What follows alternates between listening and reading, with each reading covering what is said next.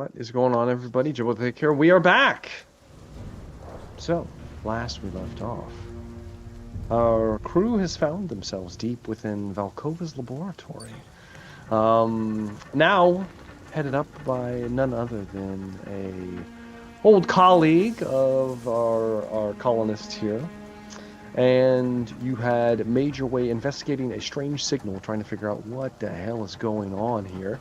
Dr. Salvatore, with her own private interest in mind, she should be retrieving data and other things as she goes, and we'll see how that goes. But regardless, you eventually made your way to a central elevator that would take you down to the next two levels. The bottom level, you're not exactly sure what it is, but the next level down was the Xenotechnology wing. Upon discovery of the elevator, you decided the look of the half-mangled body that was keeping the doors from completely closing was not to your liking, and instead decided to cut your way through the emergency stair access. It was as you were cutting that a swarm of creatures we didn't quite get to see began to rapidly close in on all of you, forcing Graves and Sweetman to muscle the remaining door open, drop a grenade, so we're one grenade short, and run down these pitch black stairs, only to find that one of the staircases was completely blown away. There was a massive hole in the wall leading to the elevator shaft. And you had the hard choice of either jumping down a flight of stairs, possibly hurting yourselves and moving forward, or jumping to the cables for the elevator and sliding down that way. Ultimately, Sweetman decided to take the cables, not wanting to risk taking any damage, and did so. All of you followed and were able to make your way down to the next access into the subsection known as the Xenotechnology wing. Graves, swinging, was able to be swung over to the door with the aid of Malenko, and you were able to pry the door open with your synthetic limb. That gives you that extra little boost every once in a while, revealing a strange hall before a security door. But unfortunately, we are not picking up with any of you. We will be picking up with another interesting member of the party, as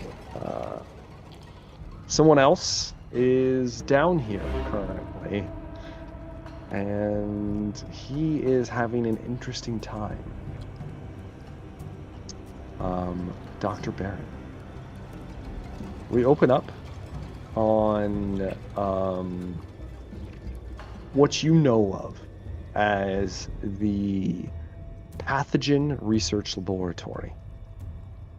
Once a pristine testing bay, rows of containment pods, surgical platforms, suspended specimen tanks, and banks of recording terminals. Now it's a slaughterhouse. Tables overturned, blood smeared across the floor in wide arcs. The walls glisten with black streaks and handprints. A broken safety sign dangles from the cable overhead, reading, "Authorized personnel only. Neural pathogen handling zone." The center of the lab is a ruin of corpses and shattered equipment. Half-melted hazmat suits hang from hooks, their occupants reduced to slumped figures with open chests, rib cages split outward, faces locked in silent screams. Dried residue clings to the air filters like tar. The overhead sprinklers occasionally sputter, but spray only red-tinged water. Through it all, movement. The faint skittering of pale shapes in the darkness between the overturned equipment.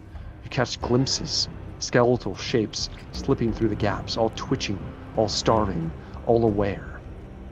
The control booth, overlooking the lab, encased in reinforced glass and accessible only by an upper gantry, sits the observation booth.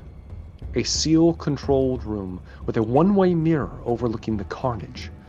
It's lit by a single flickering fluorescent tube and the cold glow of multiple monitors. The mirrored glass is spiderwebbed with cracks from repeated impacts. One pane already splintered deep enough that the light bleeds through. Every few seconds, a heavy thud echoes through the room as something outside slams against the barrier or door, testing its strength. Inside, Dr. Lucian Bering sits hunched over a terminal, his face illuminated by shifting feeds from across the facility.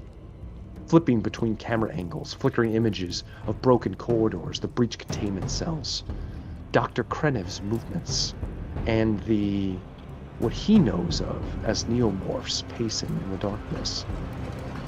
Your hand trembles as you type commands, trying to reroute auxiliary power in sealed bulkheads that no longer respond, sweat dripping down your face.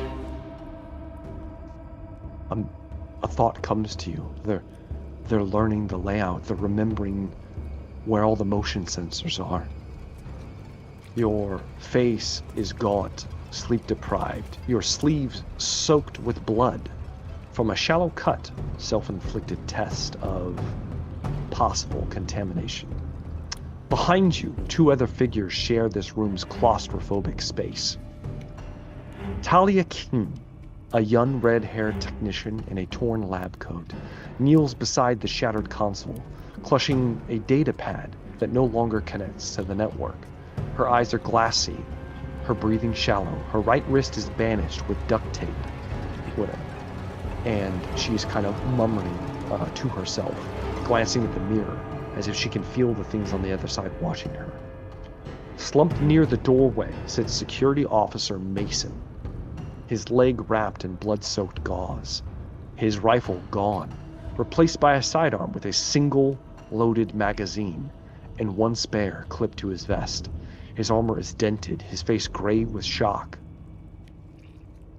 His eyes flicker toward the mirror window as if on cue. Something strikes it, a sharp metallic bang that rattles the entire room. The crack in the glass spiderwebs further, a small shard falling onto the floor like a piece of falling ice. Dr. Bering, you currently have 6 stress. Okay, let me mark that shit. And you are down 1 point of vitality. You've taken 1 point of damage. Okay. What have I taken today? I need to know that because that would add to my stress or reduce my panic. We'll go over that later. I've got some other things cool. to give to you. Okay. So, for now, this is your current state. This is where you find yourself. You actually, as you were checking feeds, you saw a group of interlopers, not the UPP scum that have assaulted the facility.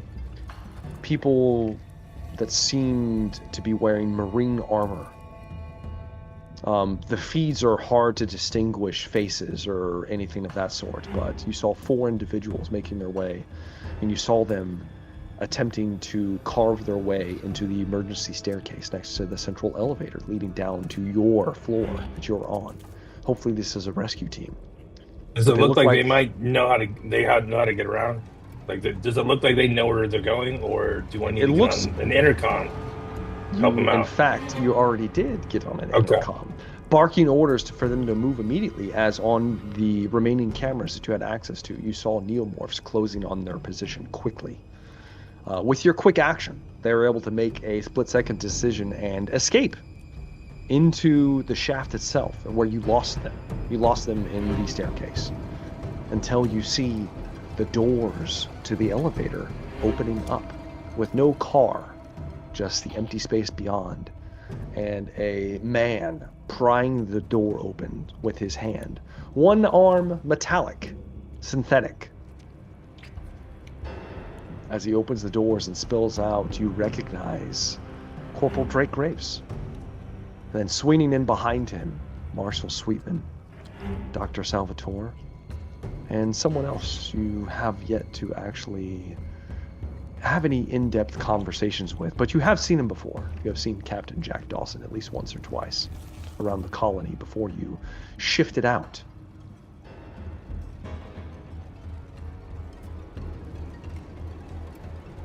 What would you like to do? Are they? So I'm in the observation booth above this area. You are The lab. Well, you are in. So this floor, the xenotechnology wing, is split up into a series. So many wasted man hours. We're doing humanity's work here. Laboratories, sections of laboratories, as well as vaults for storage and other things. And there was a massacre. So the facility was breached, containment loosened. You are trapped in this room. You cannot leave this room, because outside this room, the only door leading out of this room is full of neomorphs from your former technicians. You're going to need help to leave this room. I'm gonna get back on the intercom and let them know that Now, I'm up here. Look up. Before you get on the intercom, Okay. you don't have access to their communications. The intercom announces to the entire facility, there are insurgents still on this floor that you know of. They're trying to get into a vault that you have yet to be able to breach. But just so that you get a full perspective of everything that's going on. You also know that there may be loose specimens or creatures in the halls down below where your saviors are walking. Have they seen me? Have they seen? No one can see you. Now this lab is sectioned off. You're just overlooking the lab from like an observation booth above this section of the lab. You can't see the rest of the facility. Are there any alarms going off in this room? No. The alarm stopped a long time ago. The sprinklers keep going on and off, strangely enough. I'd like to take a chair or something metallic and hammer at the, I'm sure it's unbreakable, synthetic glass, but hopefully maybe I can make some noise to draw their attention to look up. You pick up the chair. As you do, King, Talia says, "What? Doctor, what are you doing? Don't do that! Don't do that!" Help us out, though. We've got to let them know we're here. Don't make any fucking noise. What are you doing? Stop it! Stop it right now! They already know we're here, but help is down there. We have to let them know we're here. Your voice is raised, Dr. Berry. There is a crash against the glass next to you. It buckles a little bit towards you as something tries to smash its way in. The glass spider webs, despite being reinforced. You take a step back.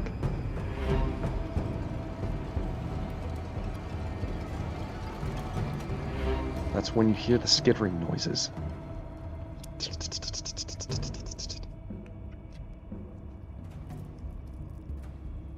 Irina stops.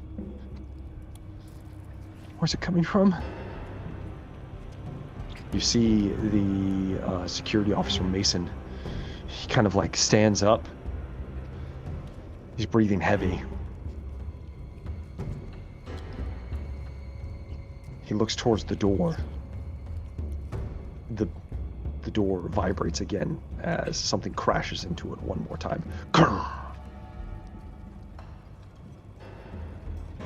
Give me an observation roll, Dr. Baring. Okay. That's a lot of dice.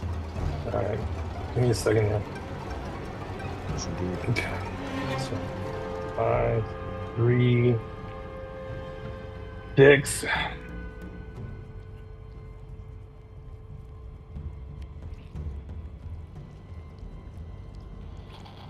I got two facehuggers. Okay. So we're making a panic roll. Do you have any successes? Yeah. I have 3 successes. Okay. All right. Go ahead and make a panic roll. As long as you are keeping it together, those will push through. All right. I also have a new talent called Nerves of Steel, where I get a drop 2 from my panic roll. Yeah. So you have, and you only So have that's six gonna stress right now, be so that you will be a succeed. 6. Yeah. Yeah, no matter what, you would succeed. So Okay. with that, Dr. Barry, 3 successes. You let's go over the stunts for observation because these ones actually work this time around. Your stunts you can get are: is it coming for me? Are there more of them close by? Or how do I get in, past, or away from it? You get to pick. You get to pick 2 of those. I'm gonna play this like Wolfram. Is it coming for me? That's one Okay. of them. Okay. And then what were the other 2? Or Are then there more of them close by? Or how do I get, or does it get in, past, or away? is it coming for me? And how do I get away? Okay. I'm the important one of the group, man. I mean, I'm sorry. Yeah, and despite like in your current mental state, you're looking around, and I do have to point this out, Dr. Barry. You have no weapons. You have nothing on you. This is You beautiful are brain. You just have your brain. You have your PDAT. You have like your observation equipment, but you don't have like a gun, a knife, anything. You'd cut yourself with like a small scalpel, which would be considered an improvised weapon. But that's about all you have on you. You go to turn, and you could tell that things have been trying to get in this room since the lockdown, which has been hours ago. And that's when you look up and you hear the clicking noise, and you look across the wall and down by the security officer, Mason. You see a small vent in the wall. The air filtration system. Not big. Big enough, though. Not a maintenance duct. Small. But big enough for something shaped like this. You're not sure, Dr. Barry. But you feel like whatever it is about to come through that duct. Does Mason notice that? He does not. He's just looking around. He's kind of distracted by the thumping noises from outside. It's gonna be dark right now. I'm gonna tell Mason. Mason, get your back over against that wall. I think you'll get a good position now if they come to the door there, meaning the wall with the vent below it. Yeah, and his leg is mangled, so he kind of like pushes his back against the wall, holds the pistol at the ready. You always want to slow a runner when you're running from a bear. All right. We are going to roll for initiative. So I need you to roll me a d20, sir. Okay. You want that from everybody? No, just I want just a Dr. low Barry. roll, right? Because I got a 16. I don't think that's what I want. I think I wanted a low roll, right? You do want a low roll. Did not get a low roll. I got 16. All right, so that's a 16 for Dr. Baring. Let me roll for him. Okay, he's acting. Roll for Irina. 7. All right, so let me just put this in real quick.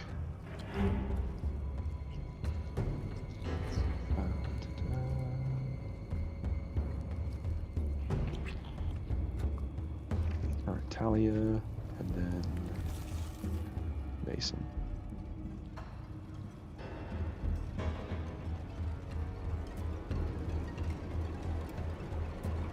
All right. I'll be pulling this up real quick. This is gonna be interesting for sure. Wow, it's fast. Okay. All right. Holy shit. All right. So, what we have here is a creature. the vent below Mason begins to... It bursts out from underneath his feet. And he's kind of like caught off guard as a completely white, pale creature scrambles on 4 limbs that are coated with blood. It's small and thin. The head is kind of elongated and tapers to a point. There's no features on the head. All you see is a rictus mouth open up with almost like metallic-like teeth, almost like a shark opens up at the bottom. The creature moves in, and I get to roll a d6 to see what it does. It hisses as it jumps onto Mason, showing its razor-sharp teeth, and he has to make a panic roll. Let's see what he does with that. Mason screams. He just... Your stress goes up by 1, Dr. Bering. So does Dr. Irina, as he's just grappling with this thing as it's jumped onto his chest, its tail flicking back and forth. It has 4 limbs. It's kind of like strangely moving skeletal. The white muscles kind of like pulled, stretched, the skin stretched over this strange looking frame. It appears to only be about maybe like 2 feet long. The tail adds an extra foot. It appears to be prehensile and has like a barb at the end of it, almost like a razor. As it's moving, it gets to go again. So we get to roll again to see what it does. And it scrambles down and bites. I have to see if it goes through. Goes through. He does have 4 points of armor. He doesn't save. With a snarl, the creature bites into Mason's leg, like the injured leg, just starts ripping into him. And he's freaking out. He is instantly receives a critical injury.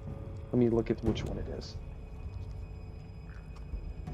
He instantly, you watch as a spray of blood just smatters across you, Dr. Bering, as his artery is ripped open. And it's just spraying everywhere. That is it for the creature's second turn, which is going to lead us into Mason, who is currently dying. He falls against the wall as the creature just rips into him, and it's like scrambling around, and he's very feebly, he's got the gun in his hand. It kind of like clatters to the floor next to him. And the creature gets to go again. And it jumps.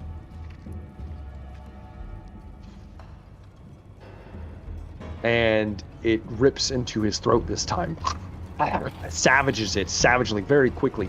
These small little teeth just ripping hunks out of his neck as there's just more splatter across. I need to make a panic roll for your assistant real quick. She's gonna fail. And she just freezes in place as the blood splatters across her.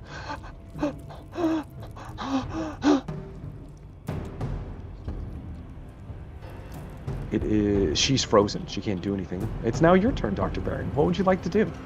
That pistol on the ground? It is. Can I grab that with a fast action? Let me make sure. I think it might be a slow action to grab. Let me double check. Pick up an item, fast action. Yes. Yeah, so I'd like to grab that, and I'd like to put a bullet through the safety glass. Through the glass? I need to get help up here. Okay. I will preface this, Dr. Bering. If you shoot through the glass, there is some things outside this room. I thought there was like I'm in an observation thing looking You down. are. There's something cleaning to the outside that has been smashing on the glass. All right. I'd still like to grab the pistol and Okay. I guess I'll try and take a shot. Okay. Go ahead and give me a shot. You will have because you're essentially in combat with it. The space is too claustrophobic to get away. You'll have a -3 to the shot. All right, so let me do that right now. So 4 -3, so it's 1. And 2 for rage combat. And then 7 stress. Jesus. All right. See how you do, Dr. Baron.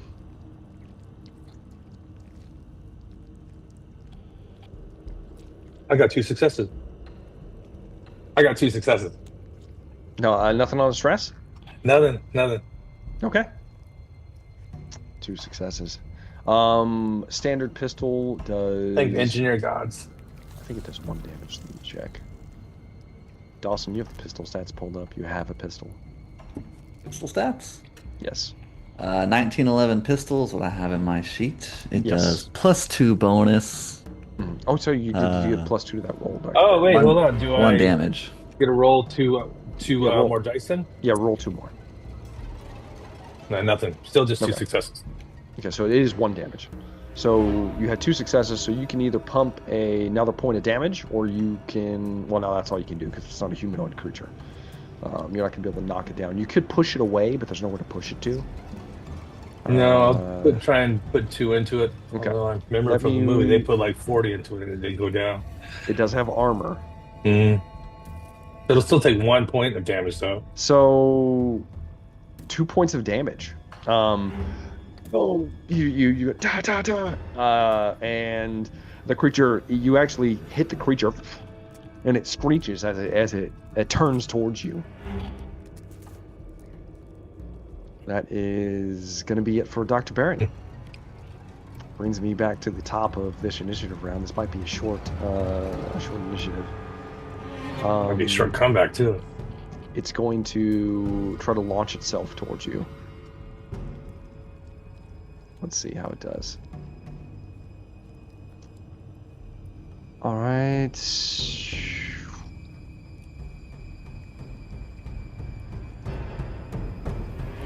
Okay. Let's see how this goes.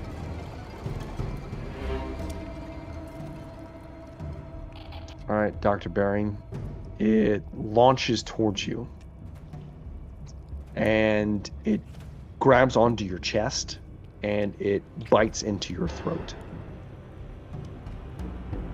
I can't try to dodge or do any kind of like a close combat to knock it off. Okay. You used your fax action to grab Okay. him. Okay. So unfortunately now it grabs into That your was a throat. different round. A new initiative round though, right? Yeah, Because this would be we new went to a initiative. round again. Yeah. Yeah. Okay, yeah, you could use you know what? Go ahead and give me a close combat roll. We'll see how this goes. Okay. I will say this will be your fast action. Okay. Well, I don't know how much damage it does, so I really want to try to take it.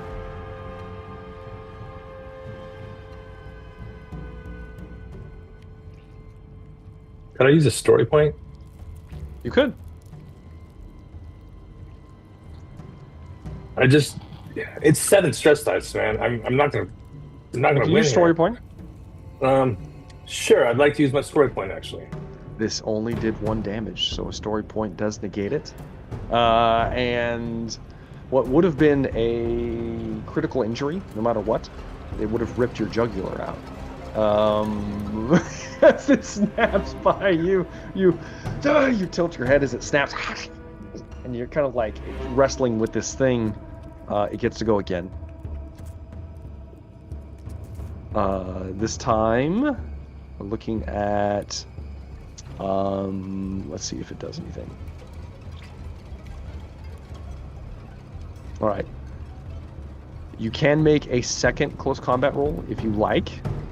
then you're basically foregoing your turn because you're turning your slow action into a fast action to defend yourself. I'm gonna see if I can shoot it actually on my turn if possible. So Okay. So I'll we're take letting this one go. We're gonna let it ride. All right. It moves down and bites into your leg. It does 2 damage. Actually, it does 3 damage. I'm still up. And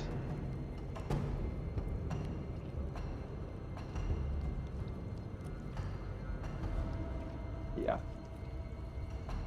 it rips open the artery in your leg, the big one. It rips it open. Fuck! You suffer a critical injury, despite having health. It rips it open, and just blood starts to pulse out of your leg as it rips into you. You have your leg artery has been cut. To run is now a slow action, and this is considered a fatal injury.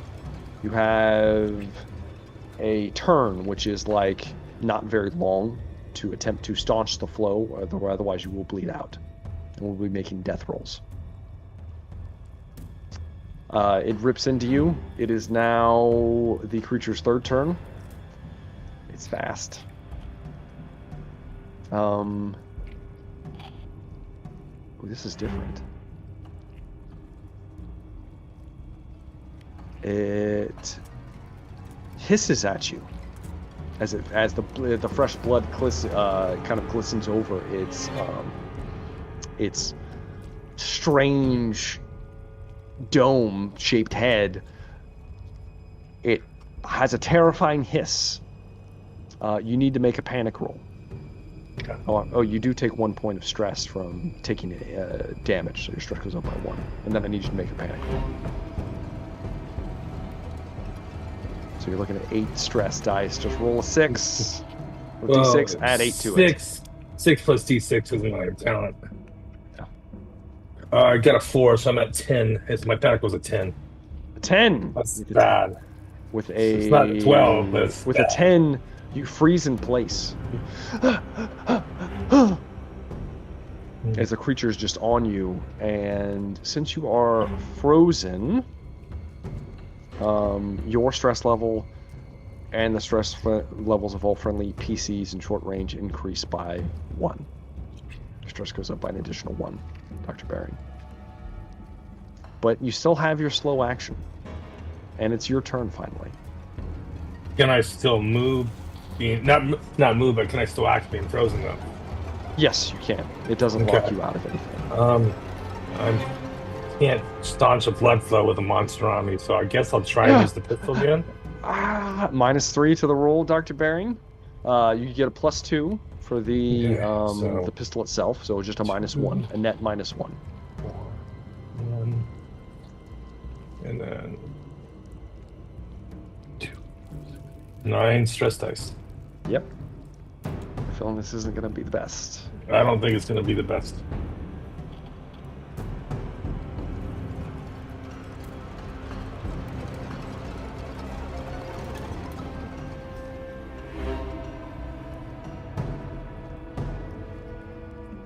Two successes.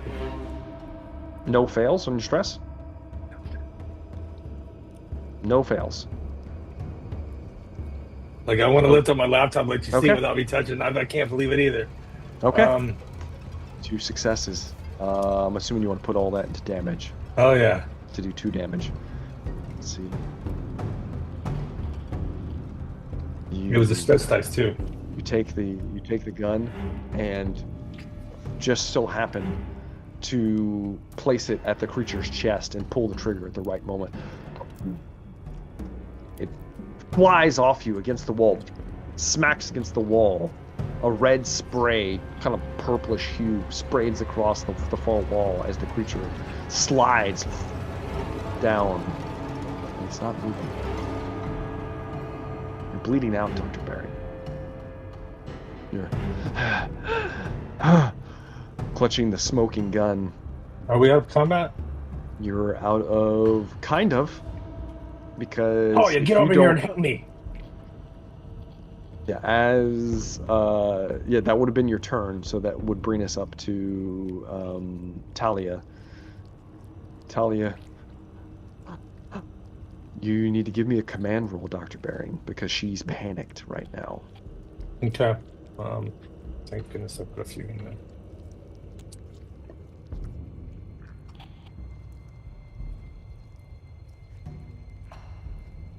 No successes and 2 fails. 2 space huggers. Yeah. Oh, roll your panic. It's not good. No, it's not good. You're +9 to this. 13. Is that with Well, your minus -2? 2, minus 2, so 11. 11. So close to 11. Yeah, I rolled Okay. the 4 again. Yeah. All right. With an 11, there's nowhere to go. This is very It says stressful, bro. I just want to let you know that. I know. It says you seek cover, but there's nowhere to go. You're just like, you're trying to find somewhere to go to fix yourself, and Irina's just frozen. She's just staring agape at the mangled security officer and the dead creature. You are going to get an attempt to try to bandage yourself, Dr. Bering. Okay, would that be It's a medical kind of aid roll? I don't have a single point. So, all right, You've got that's a fine. whole lot of stress, plus your empathy. Yeah. Which is only 2. Yeah. Smart guy.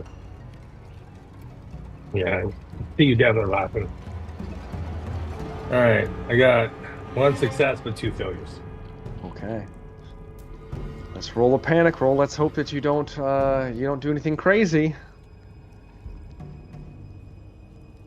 I got, well, actually, that's a 6. Never mind. Because it's like, like Yeah, it's the but it's opposite. actually a 6. So, yeah. So I just got 6 what's that? plus 15, 13. 13, yeah. 13 with my talent. So unfortunately, And that's 1 more stress, too. I'm maxed Stress. out on the stress. Yeah, your stress goes up by 1, and you run to the door next to the corpse. And Stagger you're to the door. everywhere. You're just like, oh, you're trying to get out at this point. Like panic is set in. You're trying to get away. Your stress level is decreased by 1. Back to 9 then? Okay. You get 1 more turn, Dr. Bering. Irina goes up by 1, so she's at 8. She needs to make another roll.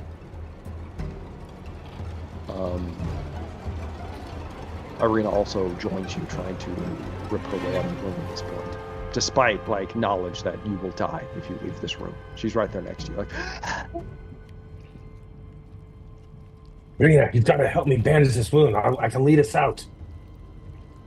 She is not hearing anything you're saying. So you have a choice. You can either make a command roll to get her going right, to help aid you,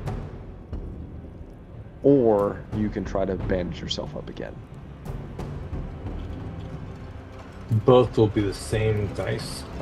What's the aid? Would that be... Medical aid. She would just get 1. I would just add 1 dice if she aids me. Yes. No, we'll just go for it. We'll go with my my 9. So do Dr. Bering. That's crazy. My 9 stress dice. Yep. I'm gonna probably gouge myself and open the wound bigger.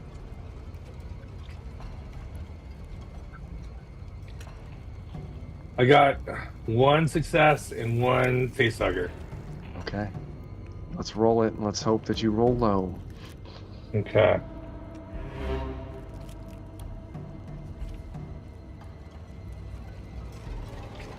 Got a 2. Okay. So that's 2. 11. That takes me down to 9 though. But I don't have the chart in front of me. I don't think Okay, that's so so this is interesting. You drop the gun. okay. In your panic, you drop the gun. But because you dropped the gun, you You take your sleeve, rip it off of your lab coat, and wrap it around the wound to staunch the flow. Thank God. You're like, you begin to wrap the leg, and after a moment, you see the blood stop pumping. You're pale, extremely pale, Dr. Baring. You're down to 1 point of health. That's all you have. As you wrap it up, you watch as Irina takes the gun. Oh. Very shakily. She grabs it from the ground.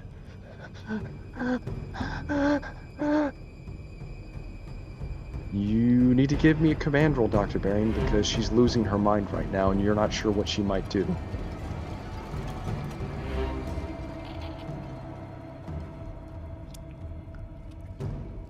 I'm still at 9 stress, right? Yes. We could use some of that Mapazine or whatever it is. But... All right.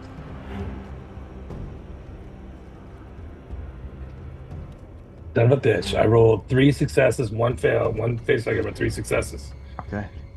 All right. Let's roll your panic. Let's hope you don't freak out anymore. So save that story point. I know. It's tough. I rolled a 6. Okay. What's the total? It's 15 minus 2, so it's 13. 13. You Yeah, try to get 15. away from Irina. You begin to flee. Fuck! Fuck! Ah, and you like scramble against the far side as she's pointing the gun at you, trailing you, shaking uncontrollably. As you begin to back up, putting your hand out. Let's see what she does, because she gets to make a panic roll. Because your stress is going to stay the same, because it would have went down from fleeing, but then it goes up because she's pointing a gun at your head.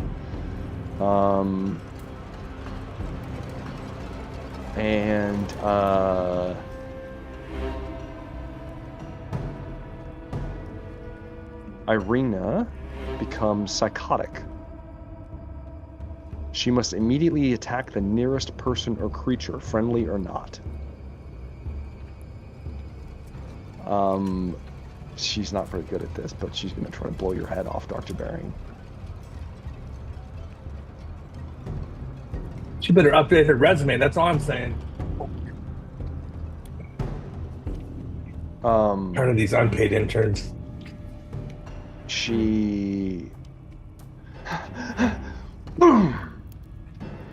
Roll me a D66, Dr. Baring. Yeah, I've got my 10, my 1. I will also be doing this. And 22. I will- I wish we were playing Warhammer. So you 22. can either choose yours or mine. Those are your choices. Just random. I don't just decide. You have no idea what mine is, so you can either I pick like yours or- 2, so I'll go with 22. Yeah, 22. that would have been good in Warhammer. So She shoots you, and as the shot actually does, boom! Damn it. It takes you in your kind of in your foot, in the leg that wasn't injured, and you feel your bones crunch, your toes crunch, and they are broken. As you lose all mobility and you go to 0, and you go to the floor. She's you can't do anything but kind of like feebly, and her stress goes up by 1. She's gonna try to shoot you one more time.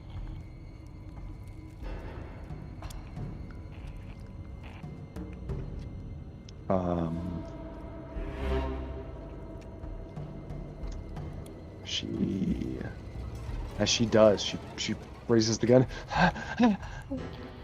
It goes off. And as it goes off, you see her, and she falls over. She faints. She goes catatonic. You are sitting there, back against the wall, and you look over, and and there's a hole through the glass, and it's spreading. And that's where we're going to leave Dr. Barron as we slide over to our other crew members.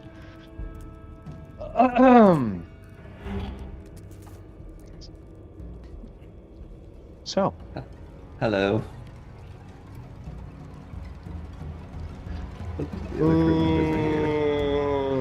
I thought we were doing bad. I know. Everything's fine. Nothing to worry about here. Everything's we fine. we live in fine. We live in everything is fine. yeah, sure. Everything's fine, guys. It's all good. All right, so the rest of you,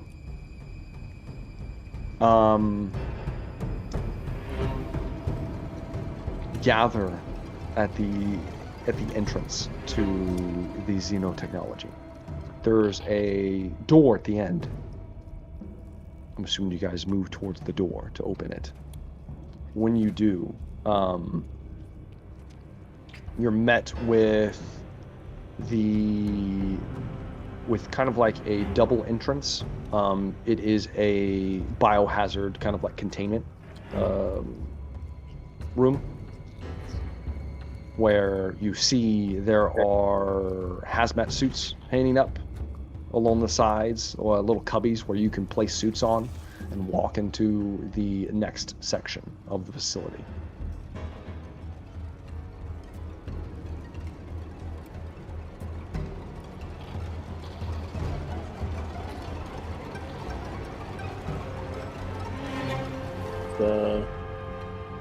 Does it still have biohazard suits? Yes, it does. We put them over our armor. You cannot. You have a choice to make. Yup. Do they have masks? They're self-contained, yes.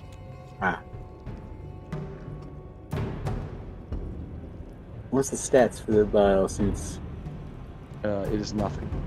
All you do is you get an air supply and you're protected from airborne pathogens and contamination. Fuck. Who cares about those? Sure. Yeah. Who cares about Damn that? it. Fucking shit. Can I put my armor on over the suit? No. Good question. Doesn't work. It's dumb. It's dumb. Nope, doesn't work. Sorry, guys. Them's the rules. You have a choice to make. You either Future wear your sucks. armor or you put on your These rules biohazard suck. suit. Okay. Wilp. Choices to make, and quickly, I might add, because somebody's life might hang in the balance. Yep. I'm stripping and putting on the biohazard suit. Dr. Salvatore just very quickly begins to take the armor off, moving over to one of the suits. Used to putting these on, and these are kind of like the suits from Outbreak. I don't remember if you remember that great '90s film. Yes. As you begin to put the big white suit, has an air tank that sits on the back. As you turn the bottle on. That's also the starter car from the first '84 Dune movie. Has there been There's any an air advancement? supply of Is that 4. is it that massive? Yeah, they're big. They're bulky. I'll go on over it. 80 sci-fi, my man. Can I put What my do you poncho on it? expect? Fuck no, you can't wear your poncho. Why have a poncho on it? Brought Like, the ponchos this far. he Drop just wants it. to take our ponchos away at every chance. He he gets. does. Bastard. Just telling you, you're either gonna wear a suit or you're not. Those are your choices. Am Can I I in fold my up my poncho underwear and put it in my with this backpack? suit? What backpack? I've got a space backpack. Yeah, he's got a backpack. Space backpack. backpack. Okay, yeah, sure, space Yes. backpack. Under our arms. So we got to put on these suits.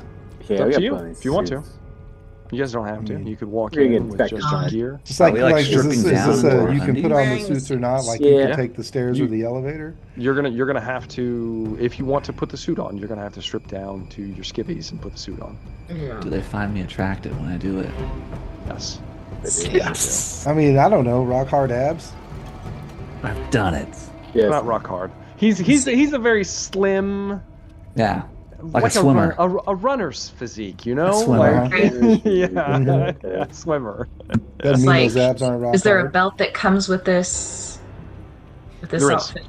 Then I'm Gross. gonna like cinch his really tight. I don't know what this is called. Ah, Thank you, doctor. Is my oxygen tank I working? guess we're all getting in it. I guess so. You guys are all stripping down. That's when you guys begin to hear gunfire inside through the next section of doors. The aliens have guns. Oh my God. Jesus God Christ. damn it! You. They're shooting each other. It's at this point that the. Are you opening the next set of doors? Yeah. Okay. You guys gather all your weapons, all the other gear that you kind of like put your kind of sling your pack, which is, I'm gonna say like it's gonna be awkward to carry a pack with you because you have a oxygen bottle on your back. So if you're very limited on what you can carry with you right now.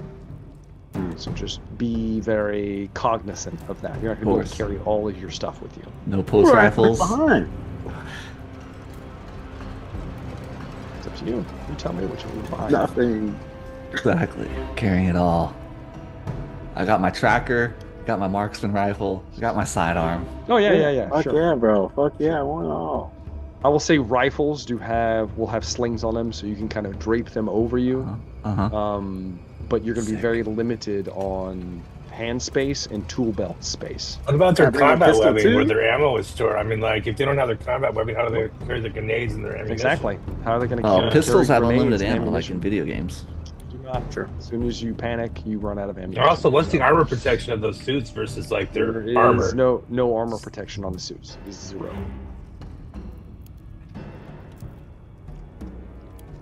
You upset me. Well, with that in mind, And I'm gonna have to put on the suit. you can always just wear your regular armor and carry all your shit Fuck with you. That is you, a perfectly bro. viable fuck option. you. All right. I want to tell you guys, as the chief scientist, there's nothing to worry about biologically worry in this about it. compound. I'm gonna catch thinks it's space fun. COVID or something. No. I'm going to yeah. I guess I'd like to bring my Grok and my Okay. rifle, And your At rifle. least. Mhm. Sure. and I'll sacrifice my grenades, I guess, Okay. and my explosive charge. All right then. Am I allowed to bring my torch? Yeah, built in. we'll say that you can take the cutting torch and sling and attach it to the utility belt. I fold my poncho. I place it on the bench. Okay. Put my hand on it. Coming All back right. for this. Coming back for that. Of course. Back. Of course we are. Mine says, JD on the tags. I know which one's mine. JFD. That's true, JFD. Dear God.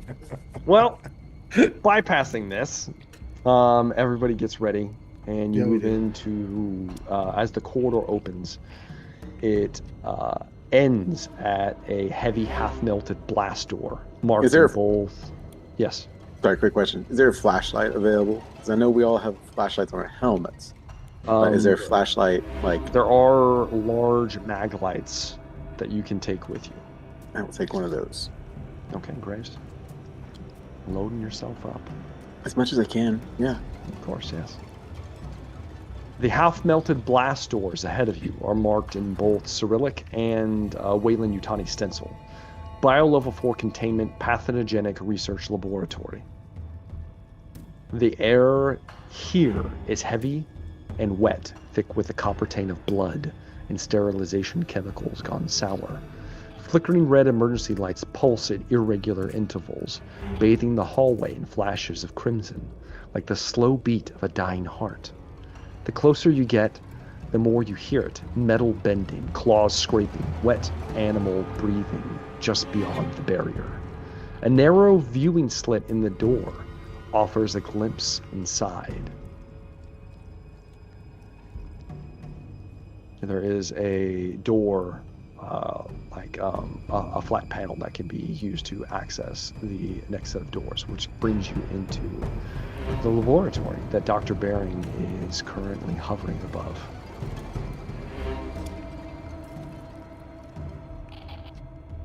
Moving in, sweeping in. Mhm. All right, Dr. Bering, you hear movement. A sensor trips on the console next to you. You see your possible saviors lining up at the door outside the lab. As you see them lining up, the glass is cracking. There is a pale finger that has wormed its way through the bullet hole. It's long. It's 7-8 inches long. It's coming through and it's hooking and it's beginning to pull at the glass, splintering it away. If you choose to warn your saviors, you will have to get to the console and activate the mic to access the PA system and give a warning. Or you can stay safe against the wall. How's the door open? Can they open the door, or do I have to open the door? Well, it is. I figured locked. I'd have to do what you just said anyways, just to unlock and open the door. So It is I'm gonna have locked. to get it. You could you could open it for them. Or, Yeah, I will. You I will have the happily do idea that that. they can probably open the door themselves. I don't But- know. They're in those big bulky ass suits. They probably can't even hit the buttons. So Dr. Barry, I'll you slide over and hammer at the buttons up there, hoping I hit the right one. okay. Give me a mobility roll, Dr. Baring. And this could go badly. But we'll see how this goes. Gonna go badly. I still have all that stress, right? You very much do. Not Yes, I much time do. has passed. Like 30 seconds. Hopefully. Hopefully I haven't bled out yet. Now I will allow you to. Holy shit! I just got 5 successes. Okay. 6 successes. Yahtzee, regular Yahtzee over here. I don't know how to play that game. But I do know I just got 6 successes on the stress dice. Okay. I assume I open the door and the carpet rolls out for him too. You move over to the console, and as you move over, the arm bursts through the glass, just the full arm, and swipes at you a few times. Even in your like woozy state, you're able to kind of duck underneath it, get to the console, depress the microphone for the PA system. What do you say to your possible saviors? The window! It's coming through the window! As you say that, you then press the button, and the doors, as Graves and them line up, begin to open. There are shrieks and cries from inside as the creature's arm is lodged through the windows, scratching for you, Dr. Baring. And you look out at the charnel pit below. Graves, Dawson, Sweetman, and Dr. Salvatore, guns raised, as before you is what looks like... Let me roll real quick. Yeah, that's what I was afraid of.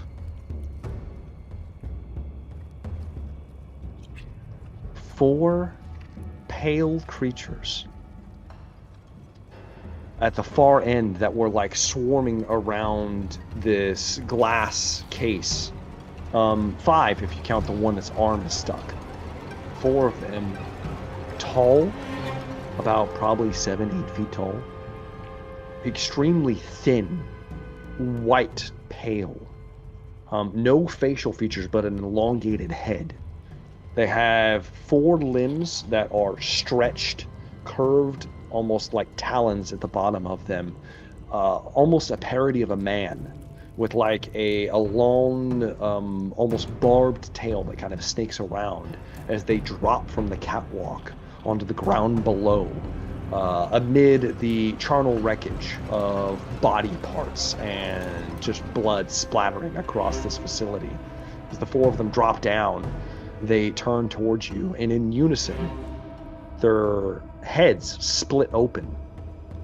There's no features. The head splits in a rictus grin that opens wide like a gaping shark's mouth, and there's just rows of teeth as they screech, and they begin to run in your direction. I think we should Oh man, I don't know if do you guys want to get into this combat or do we want to call it a day right there? Oh, I got to work in the morning, but that's my vote. I feel like it's a good place for us to stop this session. Yeah. Oh, Right before rolling initiative. Keep the viewers guessing. all right. Well, let's go on to favorite moments of the night, gentlemen and lady. Yeah. Let's start with Corporal Graves. I don't know. I just really enjoyed the tense moments in the bearing scene. It was very very panicky. A lot of a lot of a lot of close situations. I enjoyed the tense nature of that scene. It was fun to watch. Indeed it was. Marshall Sweetman, favorite moments of the night. My favorite moment of the night was calling it. Called it in the chat, y'all. I think it's important that the viewers know that I predicted the return of Pierce Galactic to the show for this very reason tonight. For this very session, I predicted, and I was right. So that's my favorite moment, and that leads into the actual favorite moment is having Pierce Galactic back on the show. Is absolutely fantastic, and I'm so excited that he's with us again. Because who else is going to betray us all? Not for long. Who else is going to betray us all if not for Pierce? No, but again, like I felt though, like oh my God, did Anthony bring him back in just to freaking one-shot him? Because it was close. When you were like, hey, by the way, for the neural artery, and I was like, so. Yeah, pretty bad. Yeah, it's good times. Good times. Oh, you know, and the ever-present illusion of choice. Sure. Sure. We wanna keep that. One no, right? It's a lot of fun tonight. Lots of fun. Dr. Salvatore. I love how there's a path you want us to follow, and I love how you make it to where we follow that path. And no, I really enjoyed. It's like this trying desperately to not take the elevator. That's how it is. See how it is. No, it was. I loved the tension of just getting to this point, from like almost accidentally stepping on some nastiness to the obvious vents that we are all about to be sucked into and murdered and eaten and ripped apart. Like in the Puzzle Man, you know, we found an arm here, we found a body there. I'm excited to be reunited with Aleutian Bearing and see what happens from there. So hopefully we don't die. We'll see. Yes. I'm taking a tally of everyone that says that I'm doing things. That's fine. Dr. Bearing, favorite moment of the night? That I'm back. My favorite thing. I guess, I mean, I thought it was going to be a tense, like a really stressful episode, but it was really laid back. I mean, I like these walk in the park type sessions where it's just like, here's a few rolls, successes all around. Now I fucking almost died like every 30 seconds. I mean, and one of the things I enjoy about you as a GM is that you're very brutal with us, but you usually give us some way to escape. I don't know if you're going to make that happen this time, but still, I really enjoy the, rolling 9 stress dice. I just couldn't comprehend that that's possible. Yeah, but that's what I did every single time. Yeah, I'm very glad to be back. Very, very glad to be back. But, I don't know if I'm going to make it to the next session. I mean, I'm in terrible shape. So we'll find out. There's always a possibility. Also, Talia's fucking fired. What? No. I'm sorry, man. Oh, she's fired, man. Yeah, she's fired. We'll see. Shoot me. Jack Dawson, favorite moments of the night, sir? Probably making Sandy and Sana jump first, and then Jack and Drake crushed their rolls and got to 6 stunts. But I'm also going to file my grievance that I've lost my flak vest, I've lost my poncho, I've lost my fatigues, I've lost my dignity. Your dignity Man, as well. Naked and afraid in this stupid looking it's dumb suit it is that dumb. I have on. Yep. yellow hazmat suit walking around in it. It'd probably be white. This is a lab. Yeah. But you're protected from any possible pathogenic spores. Good thing the pathogens, I'm protected from them, but when something comes to rip me in half, it's true. I'll just take that one. Yeah, I just lay out the pieces. That's up to you guys what you want to do with them. It's up to you. Regardless, though, if I had a favorite moment of the night, it was the surprise of Dr. Lucian Bering. Kind of been setting this up, and we made it happen. Crew did not know about it. It was a shocker to everyone involved. So we were all surprised. We were all surprised, but we made it in, and we are going to reconnect, and we're gonna make it through the next combat, no problem. There's some neomorphs in there. It's gonna be good, guys. It's gonna be good. And I'm excited to see what we have in the near future.